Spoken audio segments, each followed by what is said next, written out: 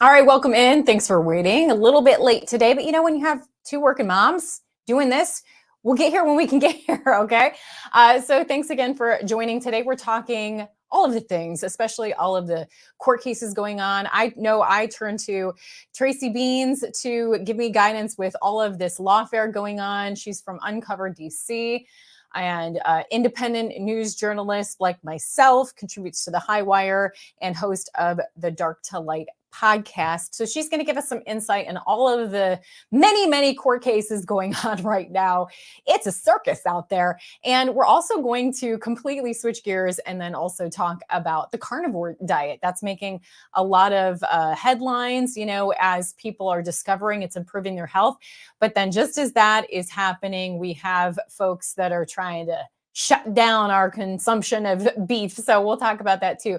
But we want to get started with the court cases. So I'm going to go ahead and bring her in. Tracy Beanz, welcome to Christy Lee Independent Media. And I know you appreciate independent media as well. So I appreciate you for being here. I'm glad to be here. Thank you. And everybody in the audience can blame me because I was the reason that we were a little bit late today. I had to use the ladies' room real quick before. It happens. Is that carnivore diet that you're on? It's, you know what? I'm drinking here. It's my electrolyte drink that I drink every day. And it does make the bladder a little overactive, I'll be honest. So yes, it's my fault. Oh, it is no problem. So I figured we'd just dive right in with some of the headlines that I was seeing today. And first I got to stop this. I am both producing and trying to do this at the same time. And so I'm going to definitely need to practice. You're a champ at this, by the way, Tracy, but it's still a learning process for me. So, this is the latest to happen. Another attempt to get Trump off the ballot in Illinois. It's crazy to me that this is happening because the other attempts seem to be being shot down, and kind of even leftist media is kind of making a mockery of the ridiculousness of this, seeing as it's going to face the Supreme Court. And they're already looking negatively about it. So what do you think about Illinois' latest attempt to kick him off the ballot? It's publicity. The fact that she put a stay on this order immediately right after she made it is proof of that. Otherwise, she would just implement it. I just think that it's publicity. Honestly, he's been convicted of no crime. There's no insurrection crime that he's been convicted of. There's just speculation. If you listen to the arguments in front of the Supreme Court about this very thing, just 2 weeks ago, you would have heard the justices on the court are not having any of this. It's really the antithesis of what we're looking for here. And it can be weaponized in either direction. Are we going to take Joe Biden off the ballot in states now because he, has deals with the Chinese, or what he's doing in Ukraine? Or is allowing an invasion of our borders? Or the border, exactly. As I believe it was Justice Alito mentioned, sending cash loads of pallets of cash over to Iran. Are we going to make him a terrorist because of that? He was aiding and abetting the terrorist organization that runs that country. So it's a very slippery slope. It's a waste of everybody's time and money. And I guess we're just going to have to keep dealing with this. It's just going to be lawfare. And that's one of the things that some of the folks that were, supporting other candidates during the primaries were saying, is that it's just going to be a nonstop lawfare the entire rest of the election season. And that's what we're going to be dealing with. So, well, before we move on to the next lawfare, as we're talking about it, the thing is I think this is just another thing that works against them, because you see all of the same people constantly, they have their memo. Oh, it's a threat to democracy. We need to preserve democracy. We need to save democracy. And then it's just so blatant and obvious that if you were attempting to subvert a choice from the voters by controlling it and using lawfare to take someone off the ballot, it's the opposite. It's the opposite of allowing the people to have a voice. Let the people decide if they think he's a criminal or not. Don't make that decision for them. Do you think the same, that it actually works against them? Yes. And that's been clear the entire time. We used to joke about it during the first administration, the Trump curse, how it just seems to come around and bite them in the butt. We're seeing it right now with what's going on with Jack Smith cases. And there's probably now at this point no chance of a trial before the election. So we will see how it all plays out. There's a lot of very good journalists paying very close attention to the legal machinations going on here. I have not chosen to focus all my attention on that because of how overly saturated it is. So if you wanted me to talk in detail about these court cases, I probably won't be the girl to do that for you. However, there are a number of other ones. And we'll get to those. But keeping it on Trump, again, another, I think, win in his column was seeing everything that's happened with this Fani Willis case. Oh, and I mean, it's just even MSN anchors were like, okay, this is done. She's going to be disqualified. And even if they appoint someone new, then it's not going to happen in time for their intended purpose for it to affect the election. Is that your opinion as well? Yeah, and if they appoint someone new, it's got to be in another county, and they've got to start all over again. And like the conviction or the plea deals that Jenna Ellis and Sidney Powell signed will be completely destroyed. It'll have to start all over from the beginning. They didn't have a case to start with, and I don't think another DA would take this case and actually move it through to fruition, to be honest with you. And what we're seeing going on, and I've been watching this portion of those hearings because it's so unbelievable to me.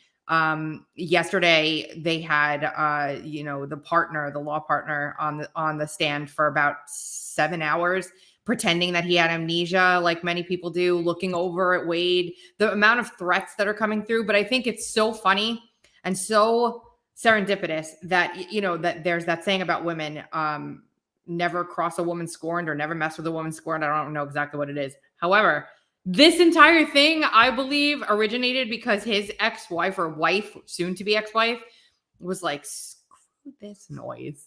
I'm not letting this go on. And then I can imagine her funneling this information across to them, because here's the woman that cheated with her husband for years in the media, doing all this stuff. I mean, if you're the ex-wife, aren't you trying to take that woman down? I would be. Yeah. And what's also funny is there was that video that came out that was when she was campaigning and she's like, we need a DA that's not having an affair or something like that. And then it's like, okay. And here we are, Yes. It's also who's not sleeping around. That's what she said. Exactly. And so to that end, we have this Mark Meadows losing the bid to move the election case to the federal court. Did you anticipate that happening as well? Yes. He's made some very strong arguments for why this should be a federal case.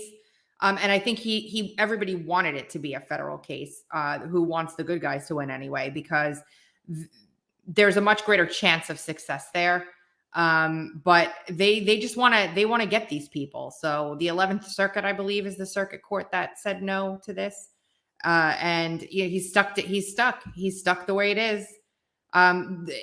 The thing about it is like, look, we're looking at now Peter Navarro going to jail, Stephen Bannon probably going to jail over contempt, when you've got Hunter Biden traipsing in there in defiance of a subpoena, but showing his face at the same time. I mean, it's such a dual justice system at this point. And I think even paralleling this to the Fani Willis thing going on down in Georgia, that judge donated to her, Christy. Yeah. He donated to her. And now he's sitting there having to adjudicate whether or not she should not only be thrown off this case, but put in jail for lying in front of that judge about everything. Like that was the one hearing where she was testifying that I literally had to shut it off because I couldn't stand the sound of her voice anymore. Can you imagine being married to that woman? No, I cannot. It's just unbelievable, all of it, really. But then obviously the other thing that's being talked about is, on the regime media is, the Supreme Court is all Republicans. It's a conspiracy that, they're always going to go with what is going to be good for President Trump. And that's the case when it comes to this Supreme Court stalling the federal election trial while weighing his immunity bid. They're losing their minds over this one. What do you think about that? Well, this is an important constitutional question that needs to be answered now before this is continuously abused moving forward. So, no, I don't think that this is the Supreme. I think the Supreme Court needs to rule on this to put it to bed once and for all, for the health and the safety of the country as an institution moving forward. So just because their calendars don't work out the way the left wants them to doesn't mean that the body itself is flawed in any way. And of course they're going to say that until and if, what if they rule against him? Then what are they going to say? Are they going to uphold that same line? Or are they going to say, oh, well, they should have done it. There's calendars. There's calendars. The calendars work the way they work. It's so old and tired at this point. It's like just a given. It is exhausting. It's emotionally exhausting trying to keep up with all of this. And I just think that people are sick of it. And I do think, I was talking about this in one of my former interviews, that I think it will ultimately lead more people to vote for neither of them. That I think this all plays into Robert F. Kennedy Jr.'s hands, because I know there's many people that are like, man, I'm just so done with both of these people. Yeah. Nobody 2024. Nobody. That's a shirt I'm seeing everywhere. Yeah. Yeah. But I mean, I can understand that RFK Jr. does seem to bring in a lot less drama. He does say that he's going to hold the federal agencies to account. He has a track record of doing that when it comes to his litigation as an attorney. And he does, you would think, have good motivation for cleaning house when it comes to the agencies, considering the history of what happened to his family. So all of these things I feel like are playing into making him a more attractive candidate and causing an upset. However, for me, you might find this funny. I'm like, man, my only hang-up, or one of the hang-ups, I guess, but one of my big hang-ups with RFK Jr. is his wife. I'm like, I don't want a leader of the free country to be taking directives from his wife in this circumstance. And it just seems like he does. He just does whatever she says. The thing about it is, people say, oh, he's going to hold institutions accountable. He can't even go without apologizing for things he had nothing to do with. That's a sign of weakness to me. So the Super Bowl ad that ran, that was by a PAC that had nothing to do with him. He's out there groveling and apologizing to his family over it and to people over it the next day. The same thing happened with the folks who misinterpreted his comments about the vaccine effects on COVID effects on different races of people. He came out apologizing about that too. Somebody who panders so much and apologizes for things that they have no need to apologize for does not, to me, have the fortitude to stand up to the bureaucracy, the hellish bureaucracy that we're facing today. Not to mention, he has treated groups of people poorly who were supporting him. His stance on the Second Amendment is terrible. His stance on environmentalism is terrible. His stance on abortion is terrible. He might want to hold the pharmaceutical companies accountable, but I don't know that he'll do that given his track record of how he conducts himself. Now, I know you stuck your neck out there when you said you would support DeSantis in the primaries. Now, all of a sudden, there's a revisiting of DeSantis as a possible VP pick. What do you think the chances are of that for Trump? I don't think that they're very strong at all, because Ron DeSantis has said he won't do it. Nikki Haley also said that if President Trump ran for president, that she would not run for president, and she wanted. I mean, so yeah, but ever really truly take anything that any politician says to heart? Well, Nikki Haley cannot be compared to Ron DeSantis. I'm from South Carolina. Nikki Haley, you cannot put the two of them next to each other and have any comparison whatsoever. Nikki Haley lies out of one side of her mouth while the other side of her mouth is telling the other side of the story. There's numerous compilation videos of this, her saying one like when she wanted to get everybody's name that's using social media, and then she said she never said that, like less than an hour later. So they're two different animals. But Ron DeSantis, I was actually on that call that got leaked where Ron DeSantis was directly asked that question, whether or not he would be Trump's VP. And he was very adamant in saying no, he wouldn't. I actually think it would be a good thing if Trump chose him as his vice president, because if, God forbid, anything did happen with any of these court cases or whatever, at least we know that Ron DeSantis would either pardon him or, support that portion of what we want in our agenda. But otherwise, I don't think it's going to happen. Now, to round out our discussion of important and pivotal court cases happening right now, you've been the tip of the spear when it comes to the Missouri versus Biden case, really helping a lot of us understand what's going on there. What's the latest with that? Ooh, exciting. March 18th. Couple weeks away, March 18th, the Supreme Court is going to hear arguments on the temporary injunction that has been stayed. So the Fifth Circuit Court of Appeals upheld this temporary injunction, which would bar social media companies from communicating with the government about censoring Americans on a number of topics, but allow them to speak with the government about criminal things like pedophilia and national security and things like that for foreigners on the national security space. And so the Fifth Circuit upheld that injunction stopping the federal government. The federal government appealed it and said, we have to be able to censor Americans for their own good. And now the Supreme Court is set to hear arguments on either, putting that injunction, stopping them from acting in that way to bed, or allowing it to stand as this case goes through to trial. And if it is allowed to stand, which I think it will be, then it'll bar the government from cooperating with social media companies on any number of topics that are crucial to Americans as elections approach. It is super frustrating, though, that they did the stay before they decide on this, because they've just been able to business as usual in an election year, and we're getting closer and closer to that date.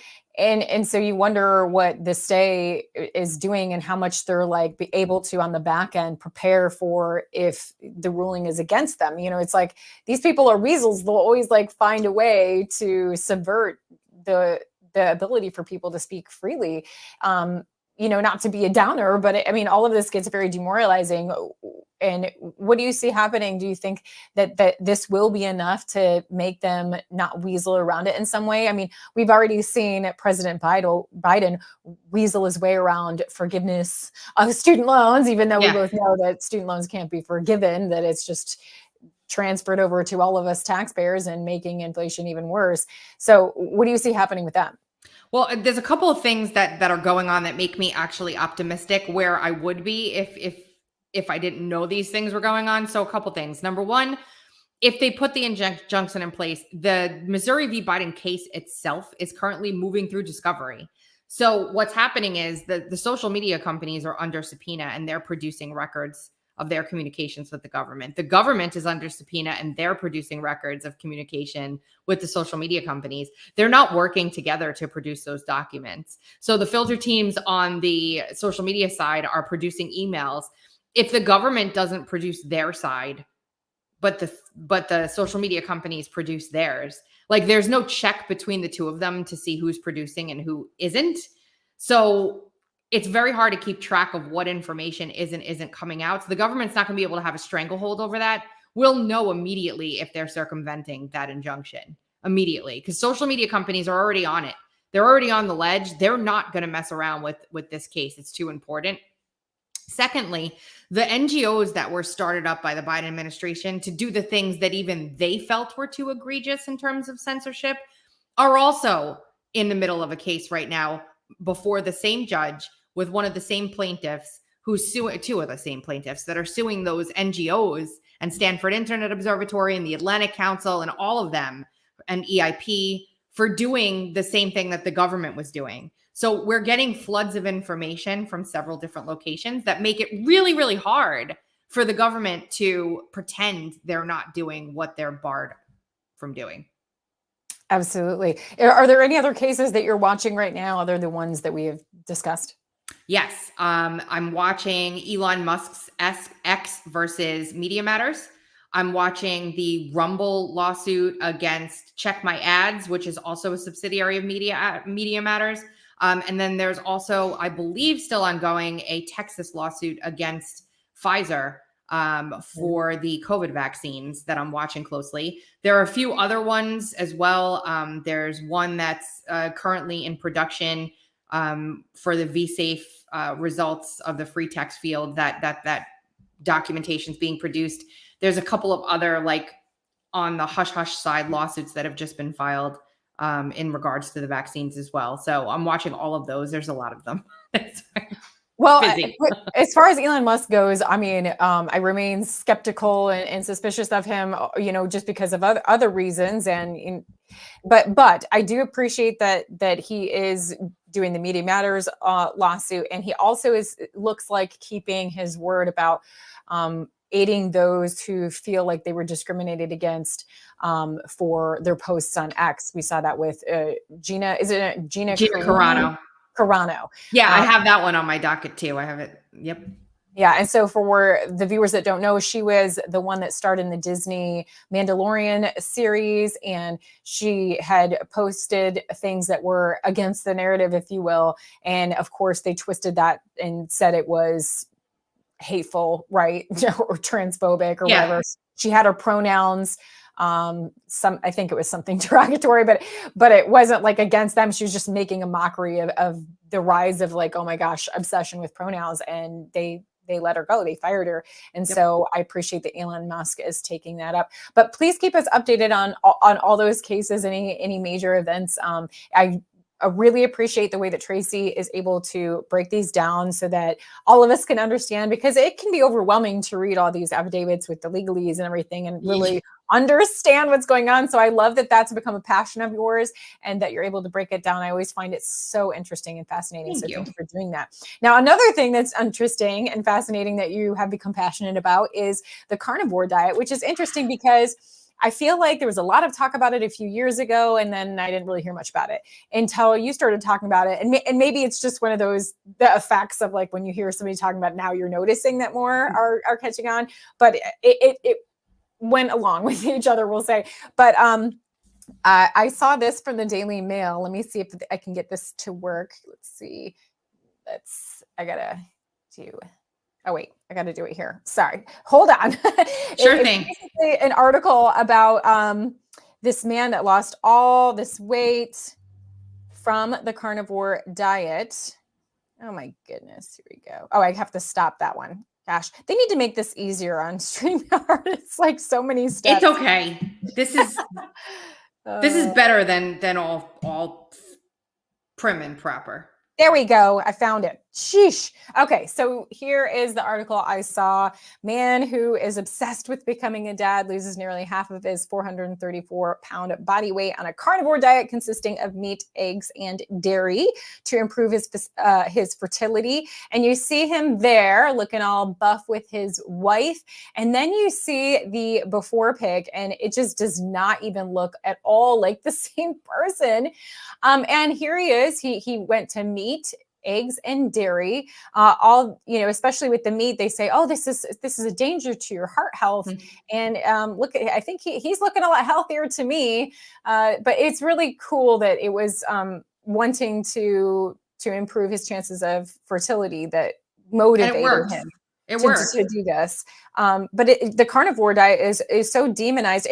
And I mean, I was wondering also about this. Is it followed a lot differently by different people? Like you follow the carnivore diet. Do you eat just meat, eggs, and dairy, or how does that work? Okay, so I have to start this off at the beginning. I don't know if you can pull up my Twitter. I can, if you give me a moment. Okay, so while you're doing that, I will get faster at this. I promise. Okay, here we go. While you pull up my Twitter, go to the highlights page. Highlights. Oh, highlights. Okay. Now scroll down just a little bit. Keep going. Keep going. You'll see a picture. Keep going. A little bit more. Tracy, you have so many highlights. Well, it's all my work. Keep going. There we go. There we go. All right. Okay, let me see if I can show this one. This is my husband. So in January of 2023, my husband decided it was time and he was going to start a different health journey. And he started out doing the ketogenic diet. Now, my husband was clinically depressed.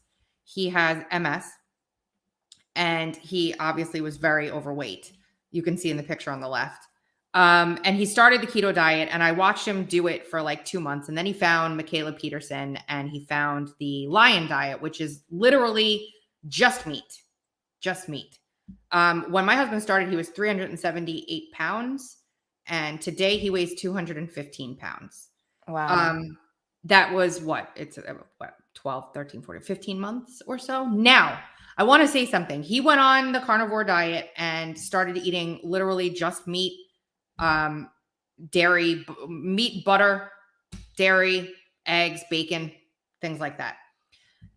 He did it to lose weight, but that's not what the biggest benefit of this was for him. Watching him do this, he not only came off of all his medication for depression, but he's not depressed anymore. And he went for his check on his MS to see if his lesions had grown or whatever, and they're now undetectable. He basically reversed his multiple sclerosis and his thoracic spine by going carnivore for a full year. He's a completely different person. He weighs about 20 pounds less than this picture now, on the right that you're seeing. But I saw him doing this, and I was like, you know what? I'm going to do it with him just because I didn't care. And I'm like, I want to do this with him because I feel like it'll make it easier for us. We can shop right. Let me tell you something. There's going to be a documentary coming out soon for General Flynn's story. I'm in it. When you see me in that documentary and you look at me today, you're going to immediately be able to tell the difference. I have noticed some absolutely stunning changes in my health from starting this, where I am not tired anymore. I don't have brain fog anymore. I was losing my hair, as many women do as they get older. My hair has grown back. I had a big spot like right here on the top of my head. My hair is all grown back there now. I've lost about 20 pounds. I didn't really need to lose a ton of weight, but I've lost about 20 pounds. I feel absolutely amazing. I've cut my triglycerides in half. I have basically healed another medical condition that I had called IIH. I don't have to take medication for it anymore. I can't stress enough the difference in our lives since starting this way of eating and this lifestyle. I've interviewed so many doctors who have raved about it. Dr. Ken Berry, Dr. Sean Baker. We've enveloped this in a pretty serious way in my household. I eat one meal a day. I do basically a 23 and 59-minute fast every single day. I eat one meal a day. If I'm hungry later in the day, I eat bacon or an egg. And then I'll add, like, every once in a while, I'll have an orange or an apple or some berries, but very rarely. And I feel better than I have felt in my entire life. I'm really interested in what you had to say about hair loss, because, as you know, we had a baby recently, and I can already see like the beginnings of the receding of the hairline. Obviously, I have it covered up, but obviously, when women give birth, we have this mass shedding thing that goes on, even with taking the vitamins and everything. I'd be interested if being more meat heavy would help that. I can speak from what happened to me. It was really bad. Like, I had a very, very bad hair loss issue. It was getting embarrassing. Like, I was trying to start looking into how I could camouflage it, because I'm on camera all the time, in a way that would really make sense for me. And all of a sudden, one day, I just was like, wait a second. And like, I could see all the baby hairs that were growing in. They were like this long, and they were all growing in like right in the areas where I had lost all my hair. And I'm like, I can't believe this. My hair is growing back. Like, that was one of the big, as you know, as a woman, your hair is like one of the most important. It's like a security blanket, I feel like. That's why I tend to usually keep my hair on the longer side. It's just like, it makes me, I don't know. It's like the shy side of myself, feeling like I'm like, I at least have hair to hide behind. Yes. And so when you're walking around, like I'm doing my podcast, and I've got like a massive like bald spot showing up on the side of my head. And it's intimidating and it sucks. And I didn't know what to do about it. But not only that, but like I am so much like when you see, I'm embarrassed almost for what I look like in this movie because I just look puffy. Like my face, my skin looks puffy. I look exhausted. I have bags under my eyes that are over. Like I just don't look vibrant and alive the way I do, in my opinion, now. Like, and it's all been from going carnivore. And that, like, literally everyone's always like, well, how do you start doing that? Sugar is an addictive substance. Yeah. It is highly addictive. And so you do feel it when you stop eating it because you don't realize how much you're eating of it and in what. Like if you start looking at your ingredient lists, first of all, and the other thing that we cut out completely too, Christy, is seed oils. We don't consume them anymore at all. No seed oils, no Which canola is oil. really a feat because seed oils are in everything, it seems like. Yeah, they are. But I will tell you this.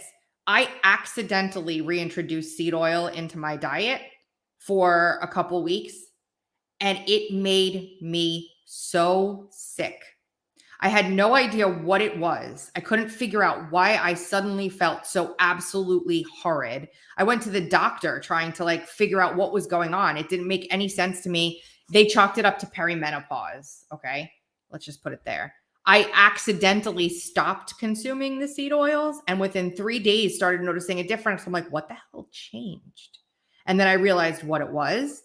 And everybody says, well, that's not good that your body's so sensitive now. And I'm like, no. All of us are walking around these walking bags of inflammation that we don't even realize we've got, which is just normal for us.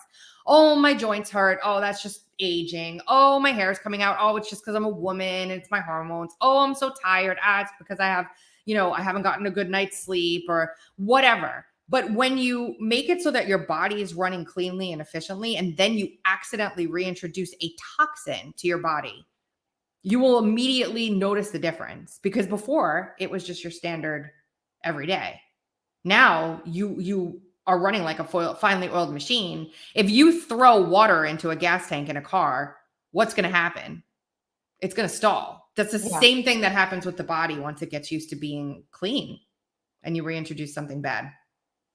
Yeah, absolutely. But because you found something good and because other people are experiencing great results from going carnivore, if it gets attacked, there's this latest article that the New York Attorney General is suing the world's largest beef producer over methane emissions.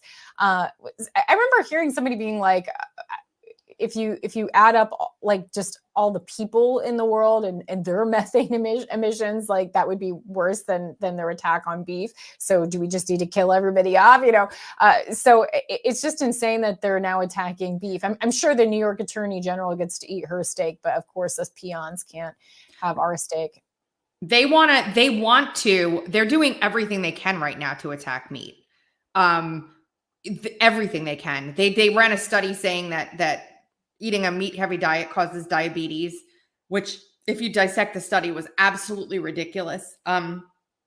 There's a war against ranchers right now. There's a war against cattle. There's a war against it because it's healing people of very serious ailments.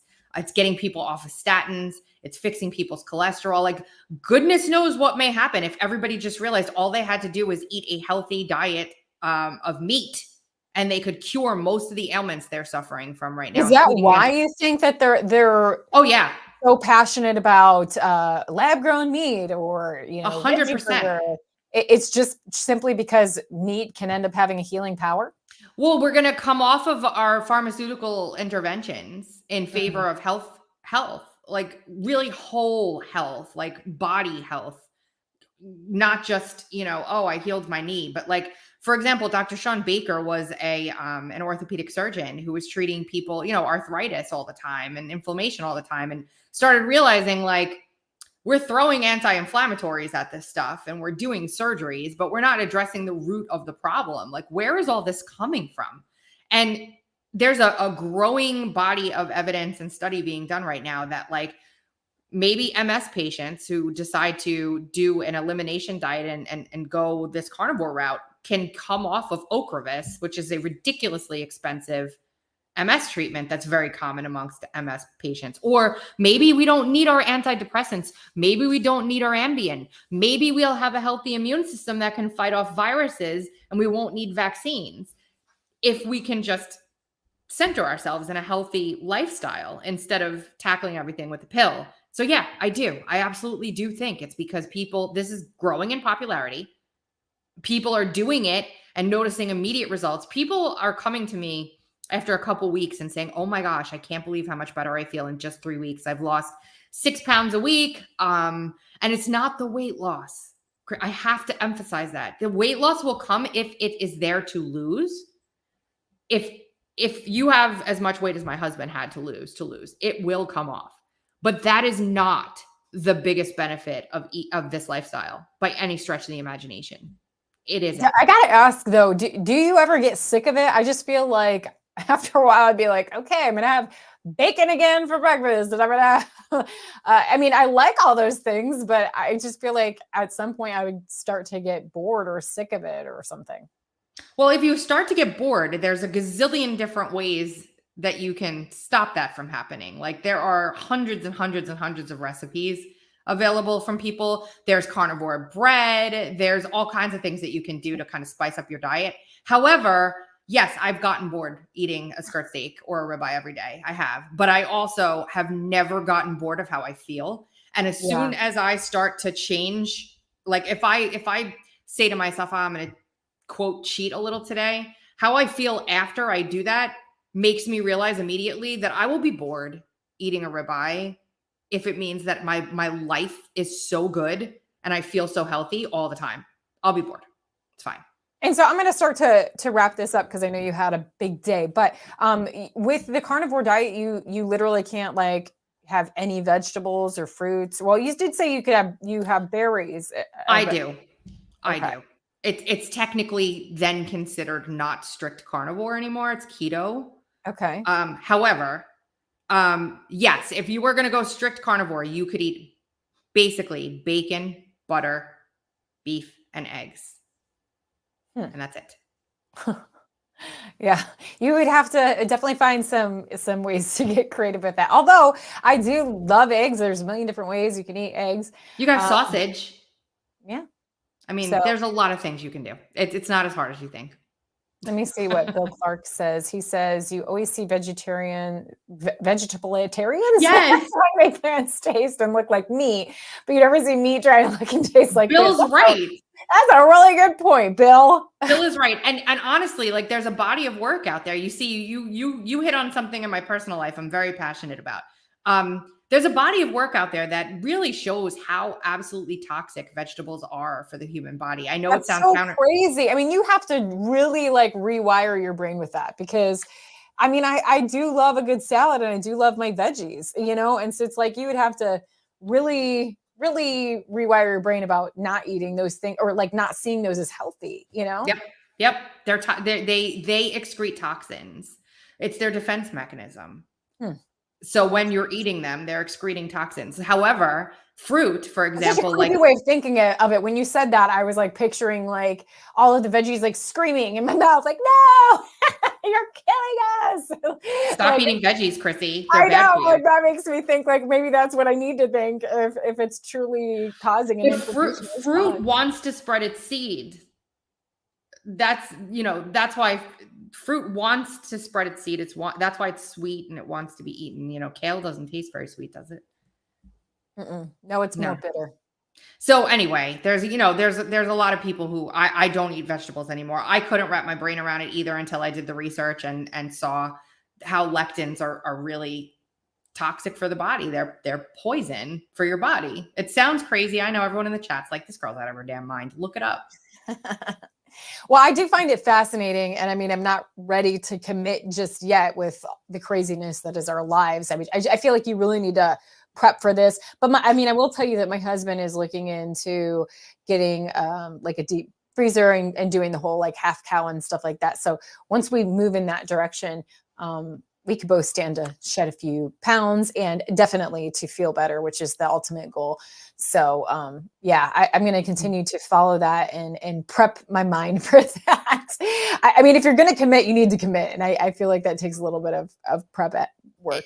It does. It's a commitment, but it's one that you will not regret. I promise you. All right. Well, like I said, I wanted to let you get on your way because you have been a busy lady today. So I know that you can hear you, see you on the Dark to Light podcast Monday, Wednesday, and Friday. Tune in the morning for the Rumble. And then in the afternoon, if you like the audio, you can do that. And where else can folks find you? uncoverdc.com or thehighwire.com, and also on any social media platform at Tracy Beanz or at uncoverdc. Thanks for having me today. This was fun. You bet. And thank you for your patience, with me trying to do all of the things. I've never been a technical person. So it's like, what am I doing? But I appreciate that. Well, thanks everybody for tuning in, and I'll catch you next time. Bye.